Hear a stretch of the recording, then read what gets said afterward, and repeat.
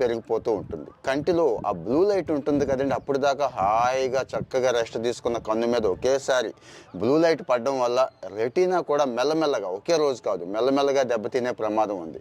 ఇక ఇప్పుడు కళ్ళు పొడిబారడం, కళ్ళు మండిపోవడం చాలా కేసులు చూస్తున్నాం కదా మన చుట్టూ, అవి కూడా పెరిగిపోతాయండి.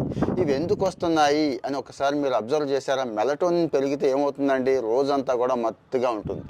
మొదట్లో అంటే ఉదయాన్నే 10-15 నిమిషాలు చూస్తాం కదా, చూసిన తర్వాత ఇక రోజంతా గ్లూమీగా ఉంటుంది, డిమ్గా ఉంటుంది. ఇంకా రెటీనా మీద ఎఫెక్ట్ వస్తే మీకు తెలుసు ఏం జరుగుతోంది అనేది. సో ఒక కన్ను ఒకటే కాదండి, అన్నిటికంటే ముఖ్యమైనది మెంటల్ పీస్ పోతుంది. పొద్దున్నే చూసిన వెంటనే ఏదో ఒక రకమైన దరిద్రాలే చూస్తాం కదా మనం, ఒక ఆందోళన, ఒక ఆదుర్ద స్టార్ట్ అవుతుంది.